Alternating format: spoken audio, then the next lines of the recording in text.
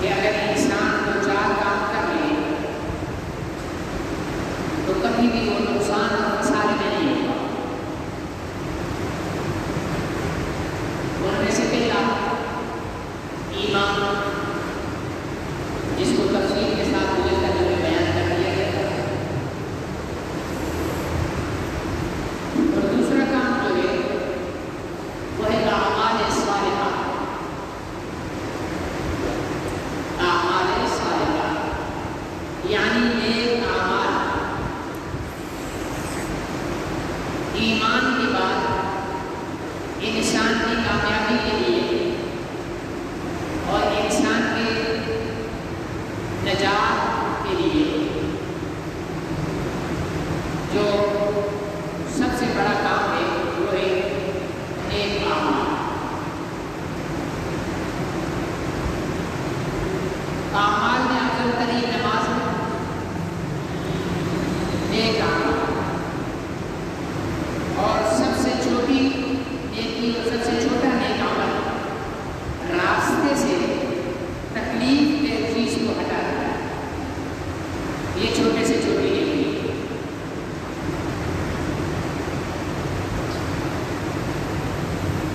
اعمال صالحہ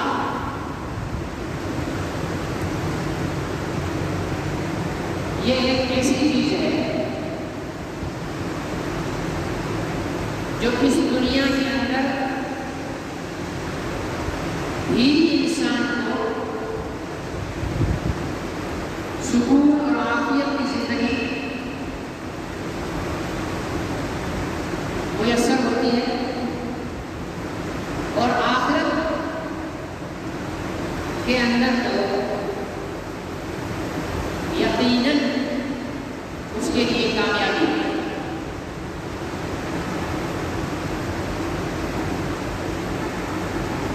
حضور علیہ الصلوۃ والسلام نے اپنے صحابہ سے ایک بات پوچھا، مثال دے کر فرمایا کہ ایک آدمی ہے، وہ نزع وقت سکرات میں موت کے قریب ہے۔ اس کے 3 بھائی ہیں۔ ایک بھائی آتا ہے، وہ آ کر اس مرنے والے سے کہتا ہے کہ آپ کا میرا رشتہ بس آپ کی زندگی کا ہے، آپ کی سانس نکلی، میرا آپ کا رشتہ ختم۔ اس کو بہت دکھ ہوتا ہے۔ پھر دوسرا بھائی آتا ہے، وہ آ کر اسے کہتا ہے کہ آپ کا اور میرا رشتہ اتنی جلدی ختم ہونے والا نہیں ہے، آپ فوت ہو جائیں گے تو ہم آپ کو نہلائیں گے، کفن پہنائیں گے، آپ کا جنازہ پڑھیں گے، آپ کو دفن کریں گے، آپ کے لیے ایثار ثواب کریں گے۔ یہ کہہ کر وہ چلا جاتا ہے۔ تیسرا بھائی آتا ہے، وہ آ کر اسے کہتا ہے کہ بھائی جان آپ فکر نہ کریں، جب یہ دونوں بھائی آپ کو چھوڑ جائیں گے تو میں آپ کے ساتھ قبر میں چلوں گا، اور عذاب کے فرشتوں سے جھگڑا کر کے آپ کو بچاؤں گا، عذاب کے فرشتوں کو آپ کے قریب نہیں آنے دوں گا، اور آپ کو جنت میں پہنچاؤں گا۔ یہ 3 بھائیوں کی مثال دے کر حضور علیہ الصلوۃ والسلام نے فرمایا کہ آپ لوگوں کو پتہ ہے کہ یہ 3 بھائی کون ہیں، اور یہ ہر انسان کے ساتھ 3 بھائی ہیں، آپ کے، میرے، چھوٹے کے، بڑے کے، سب کے 3 بھائی ہیں۔ یا رسول اللہ آپ بتائیں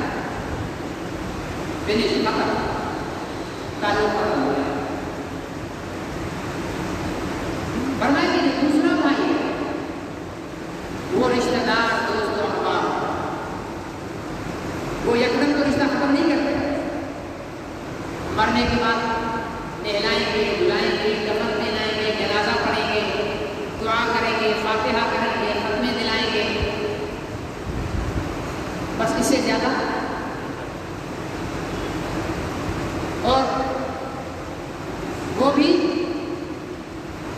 چند سالوں میں بھول جائیں گے، جیسے تھے ہی نہیں۔ فرمایا کہ جو تیسرا بھائی وہ جو ساتھ چلنے کے لیے کہہ رہا، فرمایا کہ وہ انسان کے اعمال صالحہ،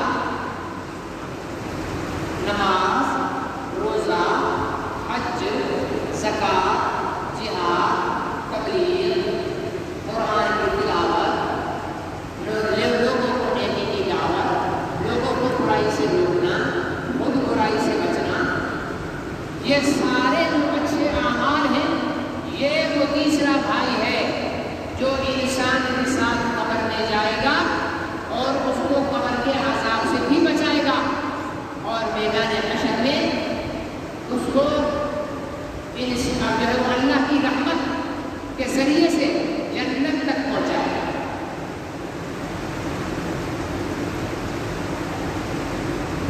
اور یہ تیسرا بھائی سب سے اچھا ہے۔ لیکن آج کل ہماری محنت پہلے نمبر کے بھائی پہ چل رہی ہے، صحیح ہے؟ جس نے سانس نکلتے بھی رشتہ توڑ دینا ہے، دوسرے نمبر والے بھائی سے بھی اتنی محنت ہم نہیں کرتے، صحیح ہے نا؟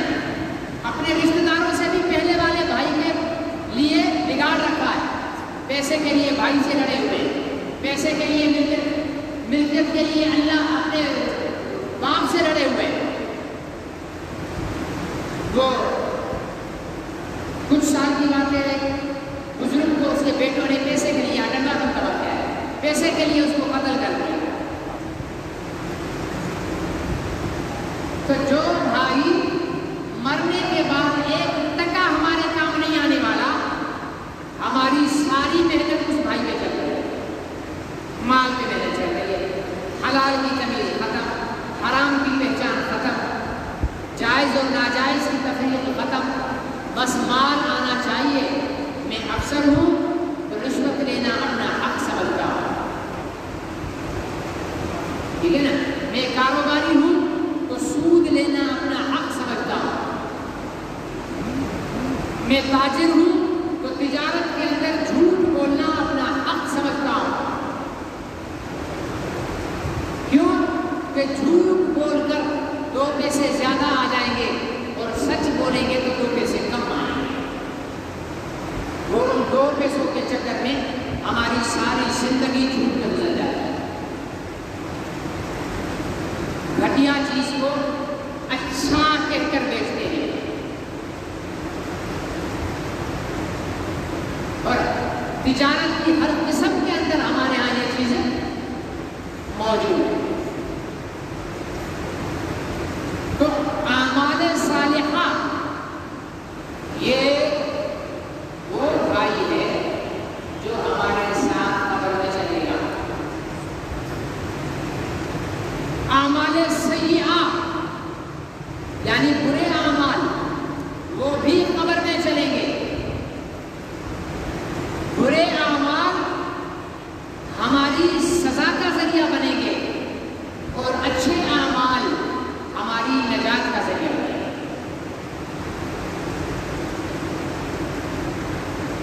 اور اعمال میں گزشتہ جمعے بھی میں نے اعمال میں پہلا عمل جو بتایا تھا وہ نماز ہے۔ وہ کیا ہے؟ نماز ہے۔ ہمارے ملک کے اندر، باقی دنیا کو چھوڑ دیں، ہمارے پاکستان کے اندر 98% مسلمان رہتا ہے، 2% کافر ہے، ٹھیک ہے، 2% کافر ہے، لیکن ہماری مسلمانوں کے اندر نماز با جماعت 20% آدمی بھی نہیں پڑھتے، 20% بھی نہیں پڑھتے، یعنی 80% مسلمان طبقہ بے نمازی ہے۔ نماز کیا ہے؟ حضور علیہ السلام کی زندگی کے آخری الفاظ الصلاۃ الصلاۃ الصلاۃ، یہ فرماتے ہوئے حضور علیہ السلام کے روح فرماتے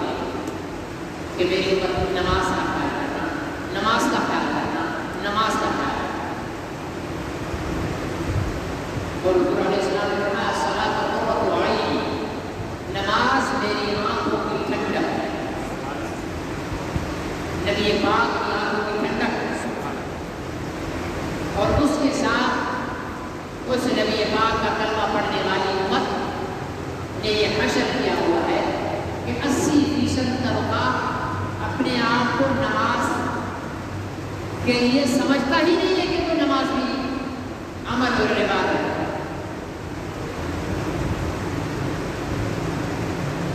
اور جو پڑھنے والے ہیں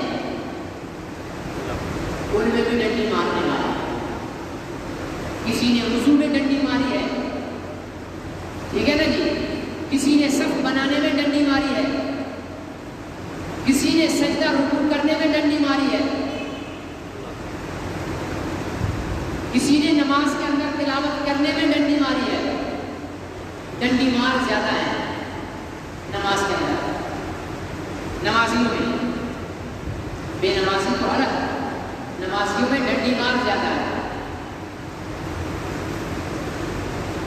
ٹھیک ہے نا جی. رکوع سے اٹھتے نہیں ہیں, سجدے میں بھاگ جاتے ہیں, سجدے سے مکمل اٹھ کر بیٹھے نہیں ہیں, دوسرا سجدہ کرتے ہیں. اور امام کے پیچھے پڑھنے کی ہماری حالت یہ ہوتی ہے کہ کبھی امام سے پہلے ہم سجدے میں جا رہے ہیں, کبھی امام اٹھنے کے بعد ہم تاخیر سے اٹھ رہے ہیں.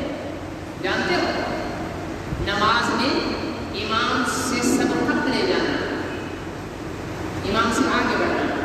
حضور علیہ السلام نے فرمایا کہ یہ اتنا قبیح عمل ہے کہ مجھے ڈر ہے کہ کہیں تمہاری شکل مسخ نہ ہو جائے.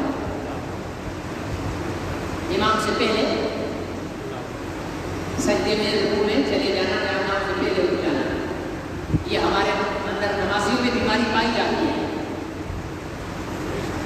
اور یہ اتنا گندا عمل ہے کہ حضور علیہ السلام نے فرمایا کہ بھائی یہ قرآن شریف نیچے بھائی پڑھ رہے ہیں, اوپر اٹھا لیں, یہ قرآن اوپر اٹھوا لیں.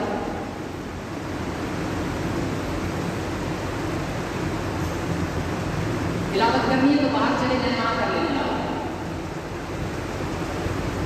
تو یہ سبقت کرنا اتنا برا عمل ہے, اتنا قبیح عمل ہے کہ حضور علیہ السلام نے فرمایا کہ تمہارے چہرے بدل دیے جائیں گے اگر تم ایسا کرو. اور یہ چیز ہمارے اندر پائی جاتی ہے. صفوں میں ہم ڈنڈی مار لیتے ہیں, ہر دفعہ روتا ہوں, رونا یہ نہیں, ٹھیک ہے نا جی. آپ کبھی پہلی صف میں اگر نماز پڑھ رہے ہو تو سلام پھیر کر جماعت کی طرف رک کر کے دیکھ لیجیے کہ جو کھڑے ہوئے ہیں نا, ان کے کھڑے ہونے کی ترتیب ہی بتائے گی کہ لوگ صف انہوں نے غلط بنائی ہے.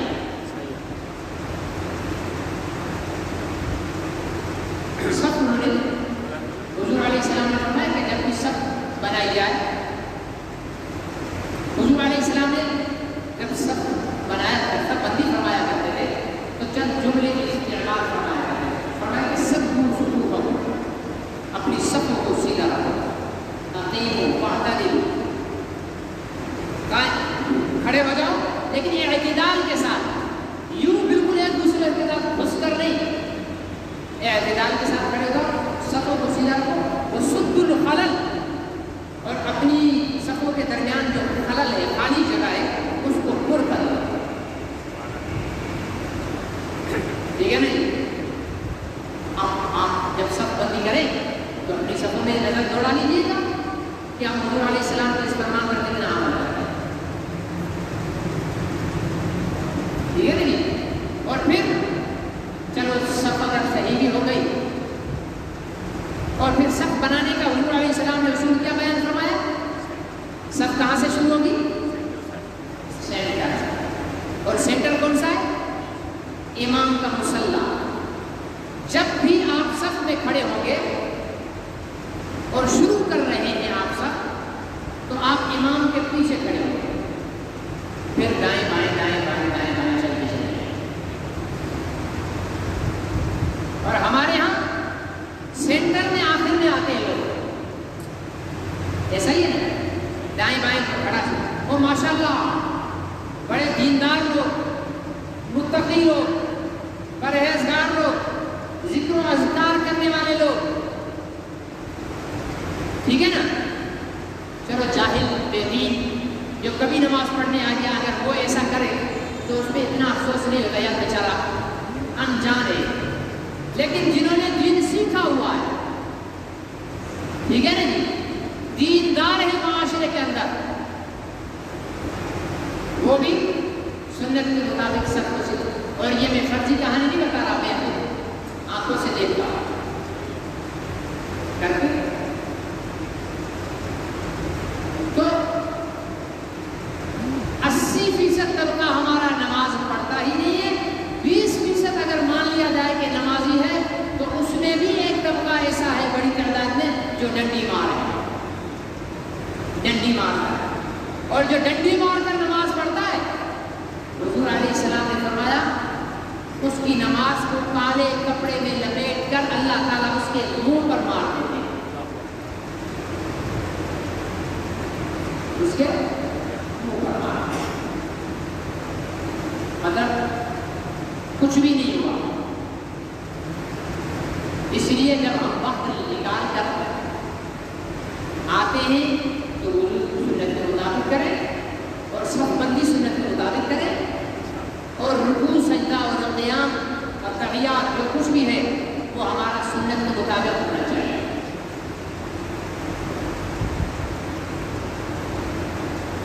یہ تو ایک نماز ہے، اس کے علاوہ کتنے اعمال ہیں۔ حضرت عمر رضی اللہ تعالیٰ عنہ سے کسی نے کہا کہ حضرت حضور علیہ السلام نے فرمایا کہ جس نے لا الہ الا اللہ پڑھ لیا وہ جنت میں چلا جائے، اور فرمایا کہ لا الہ الا اللہ یہ جنت کی چابی ہے۔ کیا ہے یہ؟ جنت کی چابی ہے۔ حضرت عمر نے فرمایا کہ بالکل، لیکن چابی سے تالا تب کھلتا ہے جب تالے کی چابی کے دانت ہوں، آنچے بنے ہوتے ہیں نا، ایک بھی دانت تالے کا چابی کا گھسا دو تالا کھلے گا؟ ہم نے تو سارے ہی دانت گھسائے ہوئے ہیں، تو جنت کا تالا کہاں سے کھلے گا؟ دنیا والا تالا ایک چابی کا دانت چھوٹا ہو جائے تو نہیں کھلتا، اور جنت کا تالا کچھ بھی نہیں ہے کھل جائے گا۔ فرمایا کہ جنت کی تالے کی جو چابی ہے اس کے دانت اعمال صالحہ ہیں، اس کا سب سے بڑا دانت نماز ہے، پھر روزہ ہے، پھر حج ہے، پھر زکوٰۃ ہے، پھر باقی چھوٹے چھوٹے چھوٹے سے دانت ہیں۔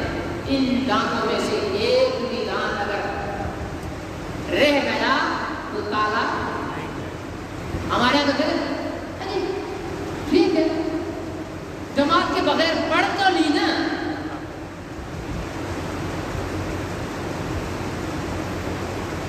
ایک کروڑ کی کار ہو، گاڑی ہو، اس کے ٹائر میں 10 روپے کی ہوا نہ ہو، چلے گی؟ بولیے، 1 کروڑ کی گاڑی 10 روپے کی وجہ سے اٹکی پڑی ہے، تو ایمان کی گاڑی کسی ایک بھی چھوٹی نیکی کی وجہ سے کہیں بھی بریک لگا کر رک سکتی ہے۔ إِلَّا الَّذِينَ آمَنُوا وَعَمِلُوا الصَّالِحَاتِ، خسارے سے اور نقصان سے بچنے کے لیے اعمال صالحہ اور ایمان۔ پھر حضرت صاحب خود کو 5 وقت کے نمازی ہیں،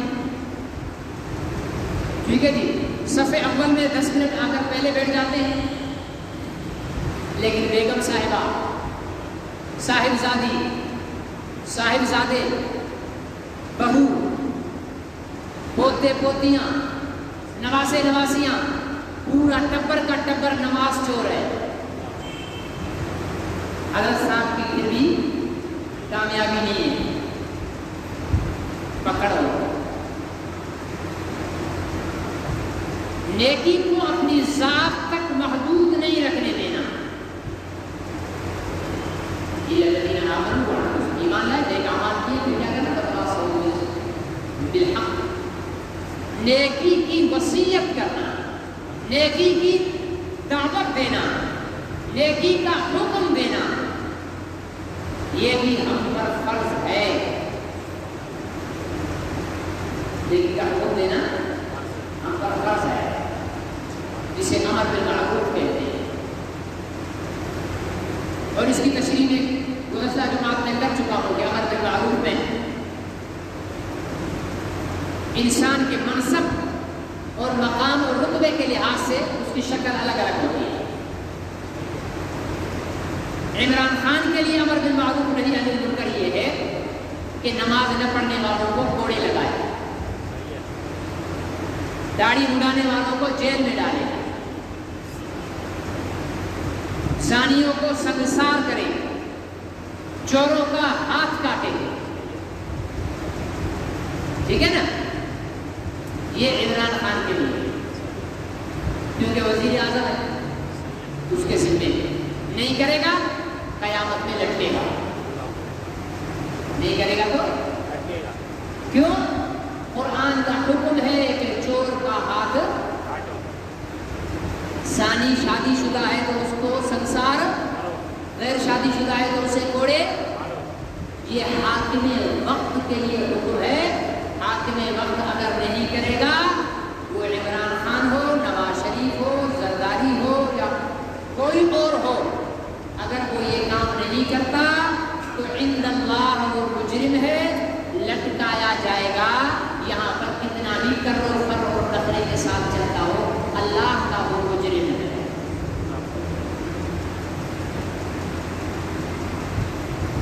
اور اگر ہم اپنے گھر میں نیکی کا حکم نہیں کر رہے، اولاد کو نماز نہیں پڑھوا رہے، اولاد کو نیکی کی تبلیغ نہیں کر رہے، تو ہم مجرم ہیں۔ اولاد کے لیے نیکی کی تبلیغ نہیں ہے۔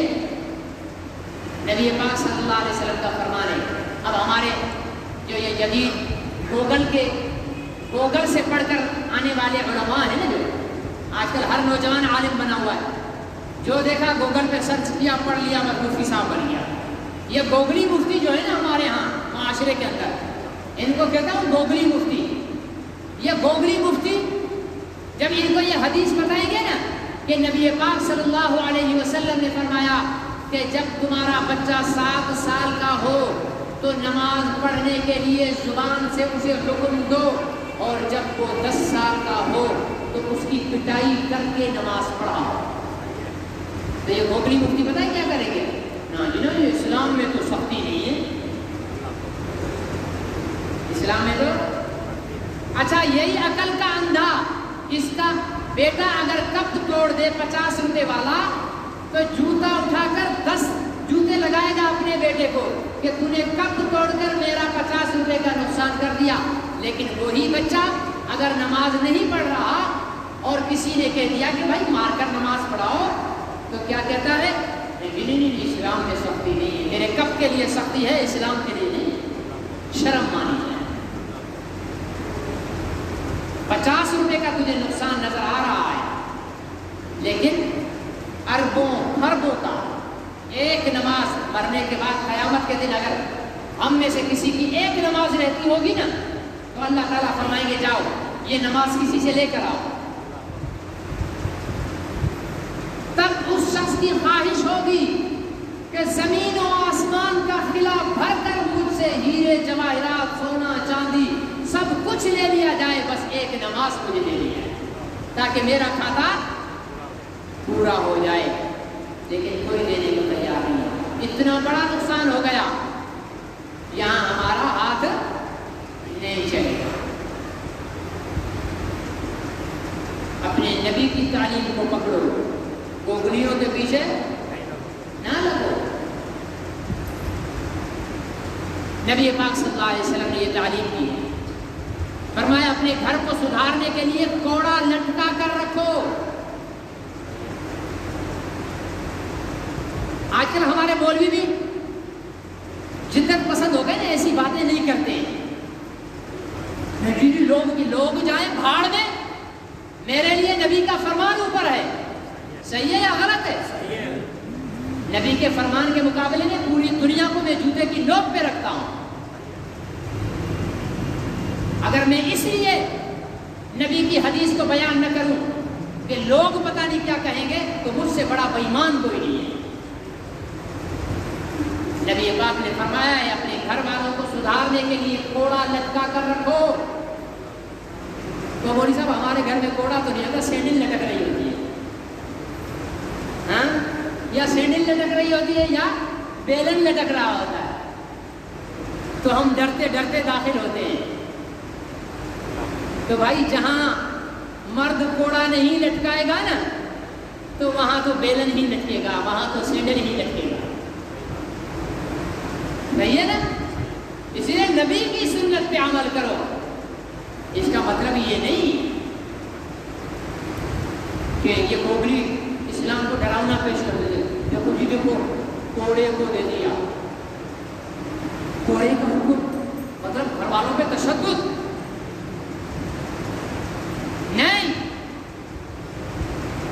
تشدد کو تم لوگ کرتے ہو دنیا کے لیے. عورتوں کو وراثت میں حق نہ دے کر تشدد کرتے ہو. ان کے بیوہ ہونے کے بعد شادی نہ کرا کر ان کے حق پہ ڈاکہ ڈالتے ہو. اور کتنے وہ کسی کو نظر نہیں آتا. اسلام کی تعلیمات جو ہے وہ تشدد والی نظر آتی ہے. جس پیغمبر نے گھر میں کوڑا لٹکانے کا حکم دیا ہے نا، اس پیغمبر کی اپنی زندگی جانتے ہو. مدینہ منورہ میں میدان میں باہر گھوڑ سواری کا مقابلہ چل رہا تھا. حضور علیہ السلام نے اپنا دریچہ کھولا اور وہاں سے دیکھنے لگے. تو حضرت عائشہ صدیقہ رضی اللہ تعالیٰ عنہ، اب ایسا تھا کہ یہ دریچہ ہے، یہ اس کی دیوار ہے، اب یہ خالی جگہ ہے، یہاں سے حضرت عائشہ صدیقہ دیکھ رہی ہے. حضور علیہ السلام کے یہاں کونی رکھ کر، یہ تھوڑی رکھ کر دیکھ رہی ہے. تو حضور علیہ السلام جب تک حضرت عائشہ صدیقہ خود وہاں سے نہیں ہٹی، حضور علیہ السلام نہیں ہٹی. اب اس پہ سبحان اللہ نہیں کہنا، ٹھیک ہے نا جی؟ اس کے لیے ہماری زبان سے سبحان اللہ نہیں نکلے گی. مرد اور عورت کی ازدواجی زندگی کو ایک سازش کے تحت لطیفوں میں گھڑ گھڑ کر بیان کر کے اس کا مذاق بنایا گیا. ورنہ دنیا کا سب سے پاکیزہ اور بہترین رشتہ، محبوب ترین رشتہ میاں بیوی کا ہے. اس سے مضبوط ترین اور پاکیزہ اور مقدس اور بہترین رشتہ اور محبت والا رشتہ دنیا میں اور کوئی نہیں ہے کہ ایک انجان مرد اور ایک انجان عورت نکاح میں ایسا جڑتے ہیں کہ ساتھ جیتے ہیں اور ساتھ مرتے ہیں. لیکن ہمارے معاشرے آپ نے دیکھا ہوگا لطیفے عجیب عجیب بھرے ہوئے ہیں. بیوی کا جو کریکٹر ہے وہ ایک خوفناک شکل میں پیش کیا جاتا ہے، اور ہمارے معاشرے کے مرد کو ایسا پیش کیا جاتا ہے کہ مرد بیوی سے تنگ ہے، ٹھیک ہے نا، اور باہر والی کے ساتھ خوش ہے. جو بیوی سے تنگ ہے باہر والی سے خوش ہے. غیر پارلیمانی الفاظ تو اس کے لیے بہت ہی سخت ہے. اگر میں کہوں گا تو یہاں بیٹھے ہوئے بہت سارے مفتی کہیں گے کہ مولوی صاحب کا وضو ٹوٹ گیا ہے، ٹھیک ہے نا جی. جیسے عورتوں میں طوائف ہوتی ہے نا، ہوتی ہے نہیں ہوتی ہے، ایسا ہی وہ طوائف ہے مردوں میں جو اپنی بیوی پر نظر چھوڑ کر دوسری عورت پر نظر رکھے اور اس سے تعلقات کو جوڑے. وہ مردوں کا طوائف ہے. آ رہی ہے سمجھ؟ ہمارے تو عورت کو کیا عورت کیوں بھائی؟ جو کنجر خانے میں جا کر مرد منہ کالا کر رہا ہے تو اس سے بڑا کون کنجر ہوگا؟ صحیح ہے یا غلط ہے؟ تو اللہ نے ایک پاکی پاکیزہ مرد اور عورت کا رشتہ دیا ہے. اور پتہ ہے اگر اس رشتے کو شریعت کے مطابق نبھایا جائے، حضور علیہ الصلوۃ والسلام نے فرمایا کہ اللہ تعالیٰ اپنے بندے کے کچھ اعمال پر ہنستے ہیں. سبحان اللہ نہیں کہنا، خرچہ رکھتا ہے نا اس لیے. فرمایا کچھ اعمال پر ہنستے ہیں. ان میں سے ایک موقع کون سا ہے؟ فرمایا کہ صبح تہجد کے ٹائم پر بیوی اٹھی، وضو کیا، پھر اس نے اپنے میاں کو اٹھایا کہ جی سنتے ہو، اٹھیے تہجد پڑھ لیجئے. اس نے کروٹ بدلی کہ ابھی اٹھتا ہوں، اس طرف کر دیا. پھر اس طرف سے آ کر کہا جی اٹھو، تہجد کا ٹائم نکلا جا رہا ہے. اس نے منہ پورا اس طرف کر دیا. پھر وہ بیوی پانی لاتی ہے، بھر کر وہ اپنے شوہر پر ڈال دیتی ہے، تو وہ ہڑبڑا کر جیسے اٹھتا ہے تو اللہ تعالیٰ اس کے اس عمل پر ہنس دیتے ہیں کہ دیکھو دیکھو میرا بندہ اور بندی میری عبادت کے لیے ایک دوسرے کو کیسے جگا رہے ہیں. اور فرشتوں پر فخر فرماتے ہیں کہ دیکھو دیکھو تم نے کہا تھا نا کہ انسان کو کیوں پیدا کر رہے ہو، یہ تو زمین میں فساد پیدا کرے گا اور لڑائی کرے گا. دیکھو انسان کو میں نے اس لیے پیدا کیا ہے. اور یہ بیگم صاحبہ جس سے ہم بیزار سے پھرتے ہیں نا، یہ لطیفے سن سن کر، یہ بیگم صاحبہ جنت میں بھی جان نہیں چھوڑے گی. سمجھے؟ تیاری رکھو، جنت میں بھی یہی ہوگی ساتھ، بشرطے کہ محنت دین کی ہی ہو، نماز پڑھنا سکھایا ہو، روزہ رکھنا سکھایا ہو، اعمال صالحہ کرنا سکھائے ہوں، قرآن پڑھنا سکھایا ہو. ایسے بھی خوش نصیب ہیں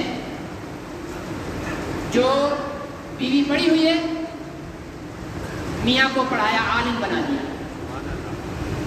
میاں عالم ہے، بیوی کو پڑھایا، عالمہ بنا دیا. ہمارے پردادا حضرت عماد اللہ حالجوی رحمۃ اللہ علیہ، ان کی زوجہ محترمہ جو ہماری پردادی ہیں، وہ بیوہ تھی جب حضرت نے ان سے عقد کیا. حضرت کے عقد سے پہلے ان کے ایک شوہر تھے. انہیں ان دادی اماں نے قرآن پاک حفظ کرایا تھا اور وہ حاری تھے پیشے سے. کیسے حفظ کرایا تھا؟ تختی پر روزانہ 2-3 آیتیں لکھ کر انہیں دے دیتی تھی اور وہ بابا جی بیلوں کے جوڑے سے ہل چلاتے تھے اور وہ یاد کرتے رہتے تھے اور شام کو آ کر اپنی بیگم کو سناتے تھے. یوں ایک بالکل ان پڑھ آدمی قرآن پاک کا حافظ بن گیا. تو شوق کی بات ہے بھائی، ٹھیک ہے نا جی. تو اپنی یہ جو بیگمات ہیں نا، کہیں ایسا نہ ہو ہم اپنی نمازوں کی وجہ سے، روزے کی وجہ سے، حج کی وجہ سے، زکوٰۃ کی وجہ سے، تبلیغ کی وجہ سے، جہاد کی وجہ سے جنت کے دروازے تک پہنچے، آگے بیگم صاحبہ کھڑی ہو جائیں. بھائی کہاں جا رہے ہو؟ میرا تو جہنم میں جانے کا فیصلہ ہوا ہے، تم کیسے جنت میں جا رہے ہیں؟ بھائی میرے تو اعمال پورے اس لیے میں جنت میں جا رہا ہوں. یہاں سے پکڑ لے گی کہ چائے کے کپ میں چینی کم تھی تو لڑا، روٹی تھوڑی جل گئی تو تو نے تھپڑ مار دیا، کپڑے استری صحیح نہیں کیے تو تو نے جوتا نکال دیا. میں نے ساری زندگی نماز نہیں پڑھی، تو نے مجھے تھپڑ کیوں نہیں لگایا؟ مجرم تو ہے میری بے نمازی ہونے کا. میں نے روزہ نہیں رکھا، تو نہیں لڑا. میں بے پردہ بازار میں گئی، تو نے نہیں جھگڑا کیا. تو نے دنیا کے معاملے میں جھگڑا کیا، دین کے معاملے میں جھگڑا نہیں کیا. یا اللہ یہ میرا مجرم ہے، اگر اس نے میرے ساتھ دنیا میں جس طرح اس نے چائے بنانا مجھے لڑ کر سکھا دیا، استری کرنا سکھا دیا، سالن پکانا سکھا دیا، میں اس کے خوف سے اتنا ڈرتی تھی کہ سالن 4 مرتبہ چکھتی تھی، چائے کو 4 مرتبہ چکھتی تھی کہ کہیں یہ ناراض نہ ہو جائے. پوچھو اس سے کبھی اس نے نماز پر ناراضگی کا اظہار کیا؟ یہ ایک دفعہ تو مجھ سے لڑتا کہ تو نے نماز کیوں نہیں پڑھی، میں اس کے ڈر سے نماز شروع کر دیتی، یہ میرا مجرم ہے، یا مجھے بھی جنت میں ڈالو یا اسے بھی جنت میں ڈالو.